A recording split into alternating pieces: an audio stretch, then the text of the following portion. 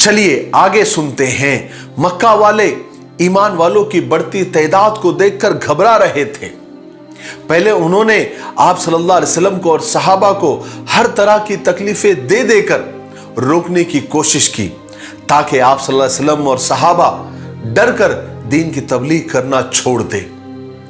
मगर उनकी इस दुश्मनी से और इन सख्तियों से और इन तकलीफों से उनको वो फायदा नहीं हो रहा था जिसकी उनको उम्मीद थी।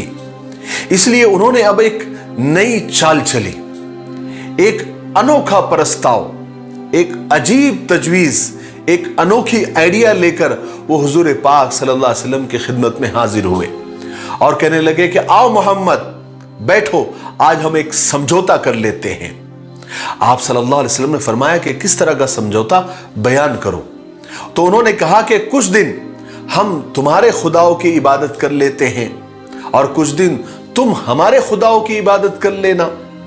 इस तरह होगा ये कि दोनों की इबादतें दुरुस्त हो जाएगी और इस इबादत के बदले में हम दोनों को खैर और भलाई मिल जाएगी।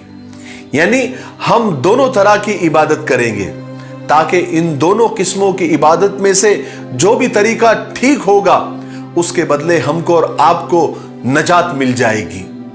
फिर अल्लाह तबारक व तआला ने एक मुकम्मल सूरत नाजिल फरमाकर मक्का वालों की इन बेहुदा बातों का और इन बेहुदा तजवीज का जवाब दिया।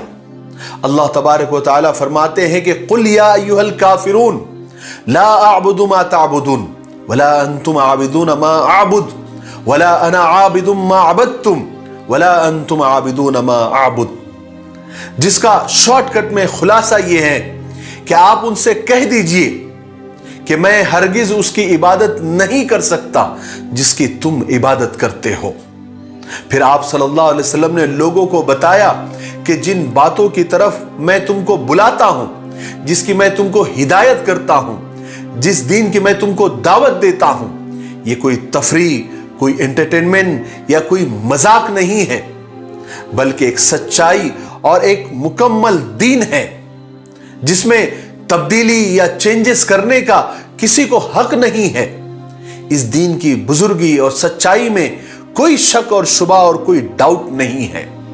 और फिर मक्का वाले आप सल्लल्लाहु अलैहि वसल्लम के रास्ते में रुकावटें डालने की कोशिश करते रहे ताकि आप किसी भी तरह अपना काम और अपना मिशन पूरा ना कर सके और इस पैगाम को पहुंचाने के सिलसिले में आपको कोई मददगार, कोई सपोर्टर, कोई साथी न मिल सके।